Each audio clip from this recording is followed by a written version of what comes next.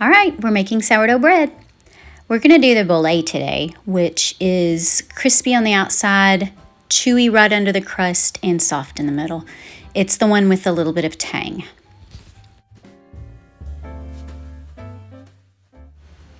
You'll only need 4 ingredients: 100 grams of starter, 250 grams of cold fresh water, 9 grams of kosher salt, and 394 grams of bread flour. I use King Arthur.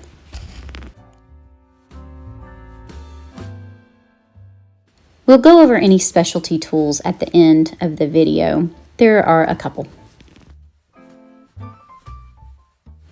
If your starter is done properly and it's grown up well, then it will be really sticky and bubbly trying to get out of the jar. You can always use a spatula if you want to. I like to just pour mine out. Gently pour over your starter into the bowl. Measure out 100 grams, then add your cool water at 250 grams. Add your salt right after that. It tends to absorb better if you add the salt right now. Then add 394 grams of bread flour. Go ahead and take your dough whisk and begin to mix this up. Incorporate all the flour from the edges of the bowl. You can take your hands and finish that off if you need to. Not too much, because it is really sticky. It should look like a really shaggy dough. It won't look as if it's something that will bake up nice and smooth, but that's okay. We'll work on that next.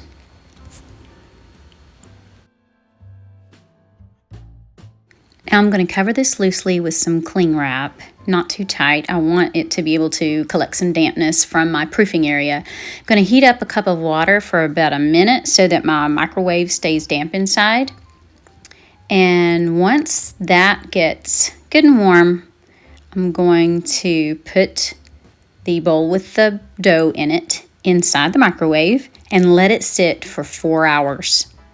So just be patient. It'll work out. I'll see you in 4 hours. Okay, it has actually been 5 hours. I checked on it in 4 and it wasn't quite ready. I wanted it to rise just a touch more. So, all right, it's been 5 hours. And I'm going to pull my dough out and flour my hands, flour a surface, and pull it on out onto the surface. And I am going to pull from each direction and fold over. This will remove any bubbles that's in. And what we're going to do is we're going to actually stop the proofing because we really want this bread to be tangy. So I'm going to put a little bit of flour on it and kind of roll it over into a ball. And then I'm going to put it in my prepared banneton. My banneton has been prepped with some rice flour, all in the edges. Just be generous with the rice flour all in. And then I'm going to pull it up until it's kind of stops laying flat. I pinch it up on the top, put it in a plastic bag, and now I'm going to put it in the refrigerator overnight.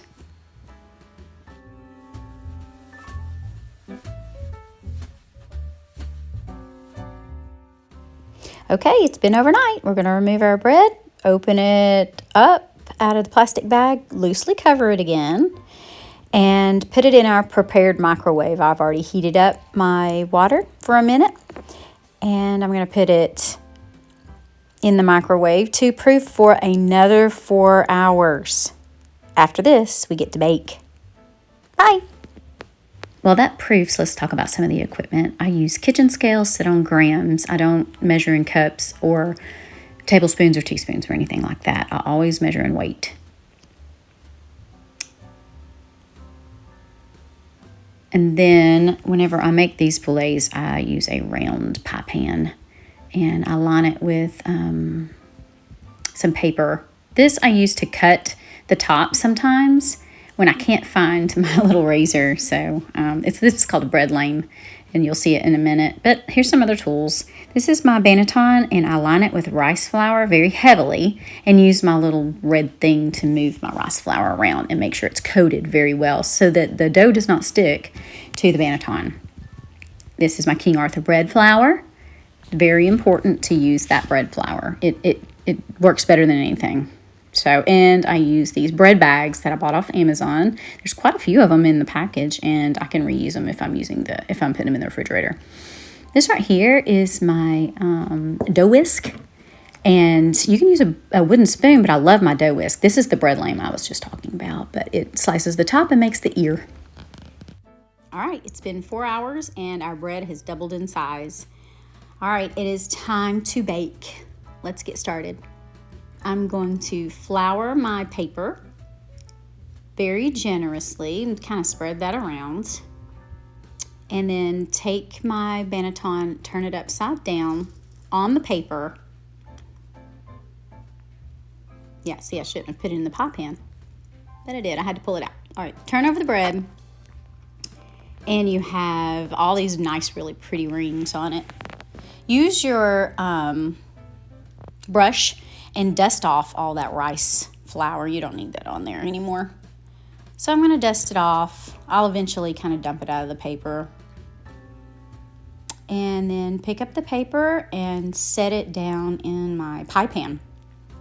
You don't have to use a pie pan. You can use a cookie sheet, or you can use a Dutch oven. If you use a Dutch oven, put some ice cubes underneath that paper. Trim off the edges of the paper so that it doesn't get,